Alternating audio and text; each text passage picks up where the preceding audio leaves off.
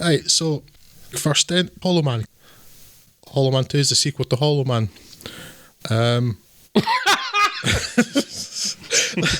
it. This time, Christian Slater, technically, plays a former soldier called Michael Griffin, who has been created an Invisible Man by recreating the work of the first film, and that's basically where the acknowledgement of the first film ends. And then he goes around murdering people for some terrible, terrible political reason, and it's incredibly boring. That's all I've got to say about it. Yeah, like I said, the first film is bad, but passably enjoyable in a kind of schlocky, bog standard sci-fi action film sort of way. It's the disgusting film because of all the rape and sexual assault on it, and Kevin Bacon not being at all believable as the villain. But it's passable enough, I guess. The main point about Hollow Man, though, is it's a special effects showcase, and it is, in that regard, actually quite impressive for the time. Hollow Man 2 is not that. It seems to suffer from the problem of, well, first of all, not understanding technologies like night vision is not thermal imaging. In its story of Christian Slater murdering people at the behest of some person involved in military research, he is seeking out some woman to get some sort of special MacGuffin formula, which is called the buffer. Again, this film doesn't understand anything because it seems to think the buffer is a special thing as opposed to a type of thing. And he hunts her down, and then some cop who looks incredibly like James Blunt tries to help her. And honestly, it's just so boring. I assume that they had Christian Slater for perhaps 2 days of filming. Yes. He's seen on screen for about 30 seconds. That's generous, yeah. Yes, 1 day of filming and 1 day of voiceover, I suspect. That's about it. It's a film that's not thought through at all because, there's no thought put into this. Invisibility also apparently makes you silent. And I guess invisibility serum stops your beard growing, because when we see Christian Slater finally, he's not got a beard unless he stopped that morning to shave his invisible face. This film's not well thought through. We have wonderful lines like, in 2006, remember, a police officer suggesting that the woman he's meant to be protecting shouldn't go to the press because how can she be protected by nerds with typewriters? 2006. There's another former Invisible Man who turns up, who tells us, I have 3 rare cancers. That's apparently another skill of invisibility. It makes you silent, invisible, and able to know what medical conditions you have. Other great lines. To establish something about character relationships, when James Blunt cop turns up at the woman he's protecting's house, there's a photograph of her and her sister. Like people do. Pictures of their family and stuff inside their house. Guess you must be really close, the cop says. Yeah, that or I'm overcompensating, the woman's system responds. What? What?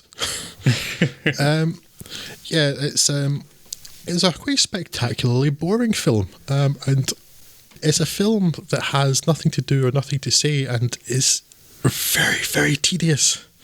For a 90-minute film, it feels like twice that length.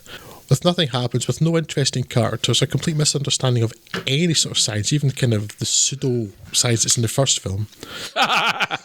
You watched a Hollow Man film and you were holding it to the tenets of scientific rigour. No, I was holding Hollow Man to the scientific rigour of Hollow Man 1, and it fails to match even to clear even that low bar, Craig. Yeah, it's a cheap cash, and I don't think anybody was asking for, and I don't see the point of this film. The problem with Hollow Man 2 is that it doesn't have a point. It's not necessarily with the mechanics of Hollow Man 2, because actually, in terms of, I was going to say craftsmanship, but that invokes a certain sense of artistic integrity. It's a very functional film, and I feel odd in saying that it is not the worst film I've ever seen. It's entirely functional. It's just that it doesn't have a point. It stars. It's one of those films that falls into the category of B. Is it even B movie? What was the budget of this? Am I correct in saying about $3 million or something like that? Is it even that much? I don't see it really. That sounds about right for a direct-to-video sequel of that kind of thing. Yeah, I could it's buy kind that. of Yeah, competently bolted together. It falls into that category of films that stars people who are one step abstracted from actually being sort of Hollywood attractive, that attracts people at the appropriate pay grade, who you will probably never see in another film ever again, but have somehow managed to forge a career out of this kind of thing. It does what it does. It does it competently. I'm not going to say I hated it, because it was just there. It was by no means close to being the worst film I've ever watched. I just don't know what the point of its existence was.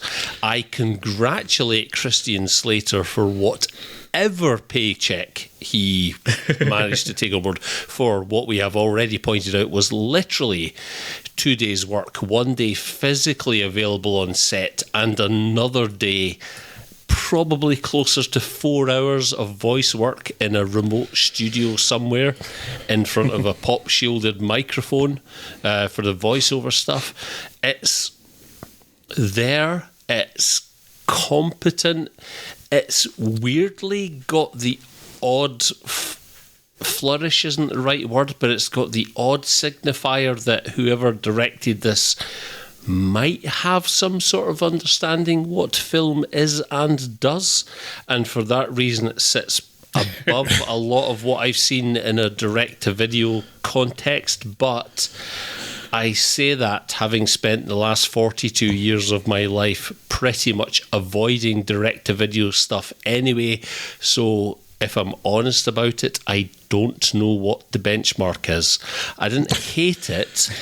I don't know. It was 102 minutes of my time that normally in this scenario I'd say I'd make a big drama about I'll never get that back, but I just don't really care. No, it's 91 minutes. For me, it felt much longer. Yeah, because for me, Craig, I wish it was worse in some ways. I didn't like it at all. I was incredibly bored, but it's not the worst film I've ever seen. The next film we're going to talk about is a strong contender, and I was incredibly entertained by it because it was mental.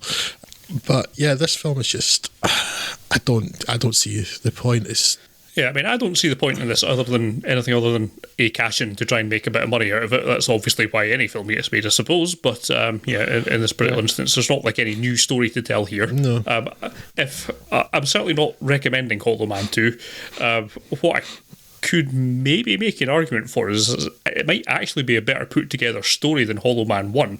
Hollow Man 1 has a lot of really nice special effects, but basically just has a bad scientist going mentaler for no particular reason. Whereas this one, it does actually make some attempt to explain why these characters existed in the first place, why they're actually doing what they're doing, and what outcomes they're trying to get to achieve their desired outcomes, and people who are in opposition to that. It actually works as a screenplay. Not a particularly good one, as a competent screenplay that you could hang something off. I just wish it had a bit more oomph to it. It doesn't have, clearly it just doesn't have the budget to kind of put the kind of special effects together that might have actually made this something in some way remarkable or something a bit more interesting to talk about. I think this is a perfectly competent film.